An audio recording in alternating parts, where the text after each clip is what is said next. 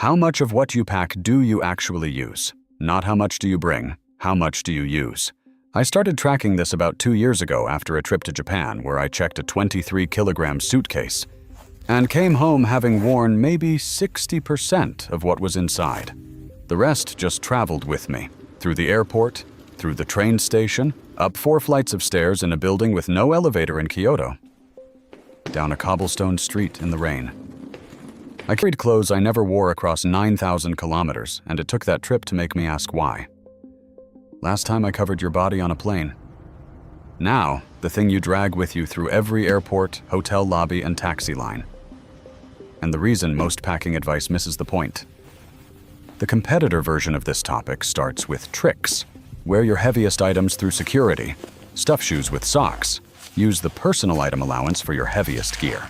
Redistribute weight from your checked bag to your carry-on because most airlines do not weigh carry-ons. These tricks work. I have used all of them. The layering trick alone can shift 4 to 6 kilograms off the scale. The personal item trick, putting your laptop, power bank, books, and heaviest electronics in a small bag that does not count toward your carry-on limit, saves another 3 to 5 kilograms on every flight. Placing your suitcase on the scale so the wheels touch the ground shaves about a kilogram due to how platform scales distribute load. All legal, all effective, all beside the point. Because the real question is not how to fit more weight into the allowed limits. The real question is why you are carrying that weight in the first place. I am a programmer, and programmers think about dependencies. Every piece of software you build relies on external libraries, frameworks, tools. The more dependencies you add, the more things can break. The more updates you have to manage, the slower the system gets. Good engineers reduce dependencies. They ask what is essential, what is redundant, what can be removed without losing functionality. Packing is the same problem in physical form. Every item in your suitcase is a dependency.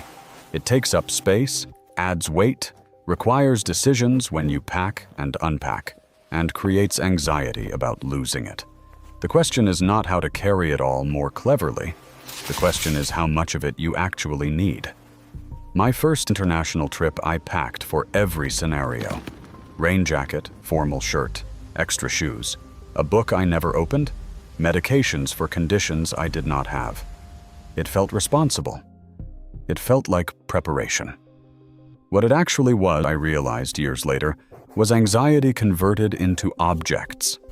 I did not trust the destination to have what I needed. I did not trust myself to adapt. So I packed for a version of the trip that existed in my head but never happened. The transformation happened gradually. After the Japan trip, I ran an experiment. Next trip, carry-on only. 7 days in Portugal with a 40-liter backpack.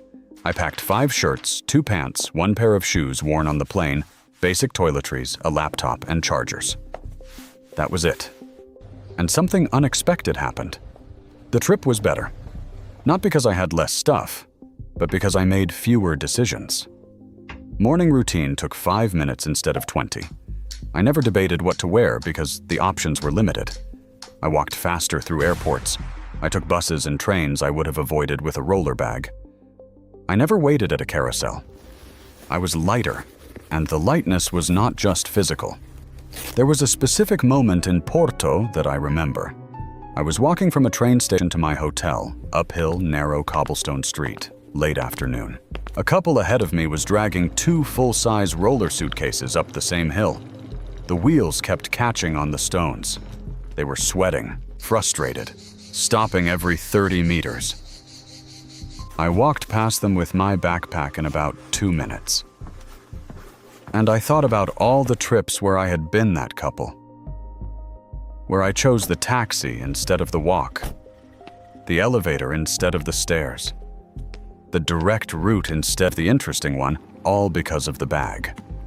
The bag was not just heavy, it was limiting where I could go and how I could move.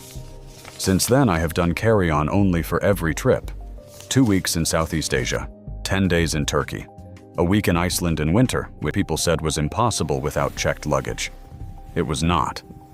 I wore a merino base layer, a fleece, and a shell jacket. Merino regulates temperature and does not smell after multiple wears. The entire cold weather system weighed about 2 kilograms and fit in a packing cube. The trick that nobody talks about is laundry. Most travelers pack enough clothes for every day of the trip. That means a 14-day trip requires 14 shirts. The alternative is packing 5 days of clothes and washing them. Every hotel has laundry service. Most Airbnbs have a washing machine. Hand washing a merino shirt takes 3 minutes and it dries overnight. Merino wool is the closest thing to a cheat code in travel gear. It regulates temperature in both hot and cold conditions.